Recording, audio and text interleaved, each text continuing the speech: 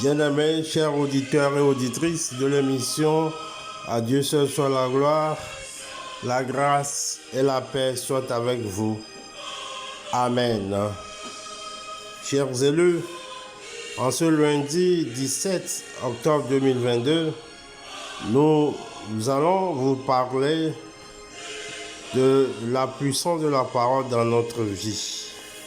Le thème de ce jour est intitulé « La puissance de la parole de Dieu dans notre vie ». Nous lisons dans Éphésiens chapitre 6, verset 14a. Éphésiens chapitre 6, verset 14a. Tenez donc ferme, ayez à vos reins la vérité pour ceinture. Amen. Bien-aimés, chers élus, nous trouvons dans l'Épître aux Éphésiens 4 exhortations de Paul pour tenir ferme dans le Seigneur. Satan sait que nous ne pouvons pas tenir ferme si notre vie spirituelle est déséquilibrée. Donc, il cherchera toujours à nous pousser à une extrémité ou l'autre. Il essayera de nous donner une attitude fortuite envers le péché ou bien de nous placer sous une condamnation si grande que nous cesserons de suivre Jésus-Christ. Bien-aimés, chers élus, nous ne devons pas ignorer le péché. D'un côté, il désire que nous nous servions de la grâce de Dieu comme une excuse pour nos péchés. Certains disent, le Seigneur comprend que je ne suis pas parfait. Je suis certain qu'il ne fait pas attention à mes fautes. Oui, le Seigneur comprend et c'est pourquoi il ne peut pas passer le péché sous silence. Le péché devait être puni. La dette a été payée. Voulons-nous savoir ce que Dieu pense du péché? Bien-aimés, chers frères et sœurs, chers élus, regardons au calvaire. Cette vision nous montre comment Dieu déteste l'iniquité. Les choses qui sont arrivées à Jésus-Christ lors de sa crucifixion montrent la colère de Dieu envers le péché. Bien-aimés, Paul dira dans Éphésiens chapitre 5, versets 3 à 6, que l'impudicité, qu'aucune espèce d'impureté et que la cupidité ne soit point même nommée parmi vous, ainsi qu'il convient à des saints.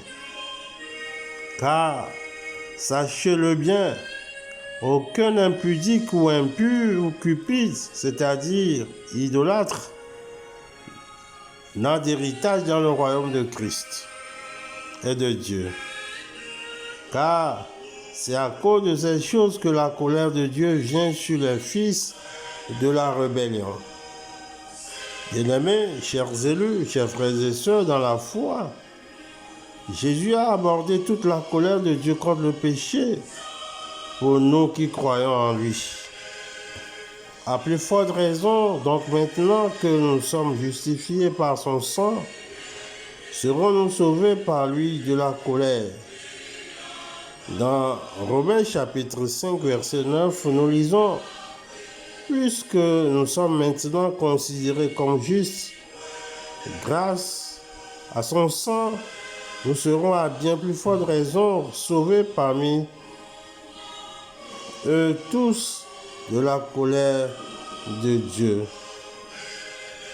Bien-aimés, la parole de Dieu est une puissance pour nous et c'est par cette parole que nous allons vaincre. Et c'est par cette parole qui nous montre que Christ a été sur la croix. Il a versé son sang pour nous afin que nous soyons des victorieux. Bien-aimés, Le péché a été vaincu à travers la croix. Mais nous n'osons pas prendre le péché à la légère. Regardons le prix que Jésus a payé pour nous sauver du péché.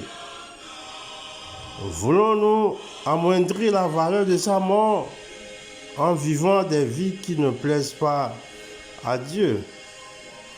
Bien-aimés, nous ne devons pas vivre dans la condamnation. L'autre extrême de l'œuvre de Satan est de nous porter à croire que nous sommes condamnés ou coupables. Il va même essayer de nous faire douter de notre salut. Il ne peut pas nous empêcher d'aller au ciel, mais il va essayer de rendre notre voyage aussi pénible que possible. Bien-aimés, chers élus, certaines personnes vivent sous un nuage perpétuel de condamnation et de culpabilité. Mais quand Christ a crié sur la croix, tout est accompli. C'est certainement ce qu'il disait. Le prix pour notre péché avait été complètement payé. Il n'y a donc maintenant aucune condamnation pour ceux qui sont en Jésus-Christ. Selon Romains chapitre 8, verset 1. Bien-aimés, la liberté de vivre ce que nous devons. Ceci ne signifie pas que nous pouvons pécher sans crainte, de faire du mal ou d'offenser notre prochain. Le pardon n'est pas la liberté de vivre comme nous voulons. Le pardon est la liberté de vivre comme nous le devons. Dieu ne désire pas seulement que nous soyons libres du châtiment du péché, mais aussi de la puissance ou de l'habitude du péché.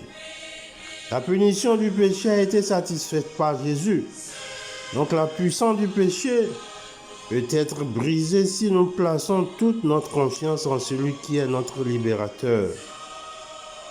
Dans Matthieu chapitre 1er, verset 21, la Bible dit que Marie mettra au monde un fils à qui elle donnera le nom de Jésus, car c'est lui qui sauvera son peuple de ses péchés. Bien-aimés, la Bible nous montre que Jésus donnera sa vie pour son peuple et pour que nous ayons la vie. Le péché est toujours une possibilité, mais jamais une nécessité. Bien-aimés, nous n'avons pas besoin de pécher. Le péché est toujours une possibilité à cause de Satan et de notre vieille nature, mais à cause de Jésus-Christ et de notre nouvelle nature, ce n'est pas une nécessité. Celui qui est en nous est plus grand que celui qui est dans le monde, selon 1 Jean chapitre 4, verset 4. Lui seul est là pour nous venir en aide si nous sommes toujours en contact à travers nos prières, à travers notre vie, une vie qui reflète la parole de Dieu. Seule la puissance de la parole de Dieu peut nous aider à triompher de l'ennemi de l'homme, de l'ennemi des élus. Bien-aimés, la puissance de la parole de Dieu est pour nous une source de victoire. Laissons cette parole demeurer dans notre vie. Laissons cette parole marcher avec nous en tout temps et en toutes choses. Bien-aimés, seul l'Esprit Saint, l'Esprit qui vivifie et qui instruit, peut nous donner la capacité et peut nous guider aussi en nous montrant le vrai chemin du salut qui passe inéluctablement par la parole de Dieu. Que le Seigneur nous vienne en aide. Amen. Nous sommes dans la prière. Éternel Dieu, toi qui es saint, nous allons te louer, t'adorer pour cette œuvre que tu as accomplie sur la croix. Il y a des milliers d'années, tu as été sur la croix. Le péché entrant dans l'humanité par les rues du diable qui a envié la position continue à transformer la mentalité de l'homme négativement. Le péché a gagné le cœur de l'homme et l'a emprisonné jusqu'à ce que l'homme prenne la résolution d'évoluer différemment de ce qu'est ta volonté. Père, nous comprenons encore aujourd'hui que tu as payé le prix du péché avec ton sang et à un prix très élevé. Donne-nous, Seigneur, de nous approprier de cette vérité fondamentale, de quitter l'itinéraire que nous avons pris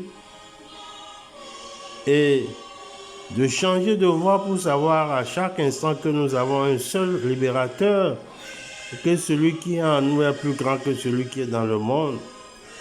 Donne-nous, Seigneur, de penser les yeux ouverts et détruire l'aveuglement qui a fait de nous des gens qui ont été confisqués par l'ennemi et dont la destinée est détruite par l'ennemi. Seigneur, protège-nous pour que nous soyons des élus dignes de ce nom et prépare-nous, Seigneur, à habiter le royaume éternel avec l'agneau, le Seigneur, qui est pour nous le libérateur.